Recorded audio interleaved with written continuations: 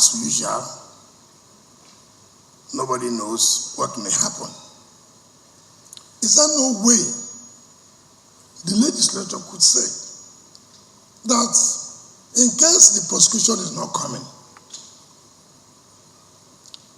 the court could on their own, when I mean the court, I'm not talking about the presiding judge, but the judiciary could on their own, by the funds available, hire another prosecutor so that these matters don't die that way. Children see how they suffer. Most of them are defied at their early ages, and some people cannot stand firm to say that, look, I will not accept this. I must prosecute this matter to the last to see there is justice. But frankly speaking, I'm fully in support.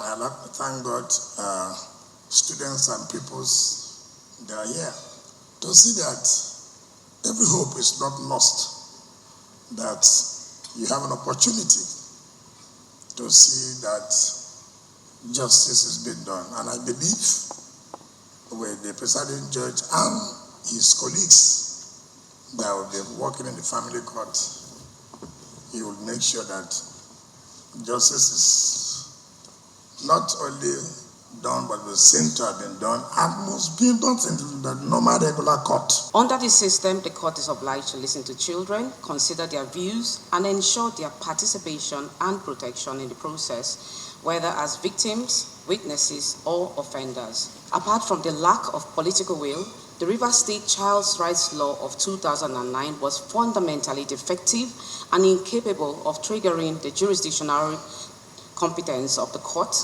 in the state, even if the state had wanted to establish such a court.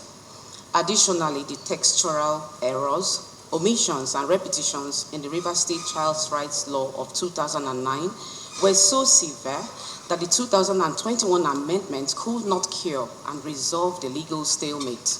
Besides this, after 13 years, and with some changes occurring in our justice system in Rivers State, in Nigeria, and the world all over, a review of the law was necessary for the benefit of our children. The courts will be age-appropriate, speedy, and diligent.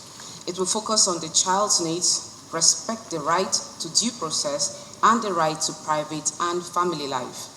It will also be accessible to all, including litigants, lawyers, and non-lawyers, who have the right to participate and personally conduct their cases in the court.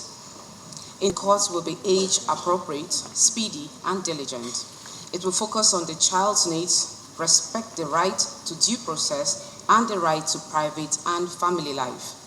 It will also be accessible to all, including litigants, lawyers, and non-lawyers, who have the right to participate and personally conduct their cases in the court. This tackle the problem of child victim stigmatization and assist to treat children who need the judicial system with compassion and respect for their dignity.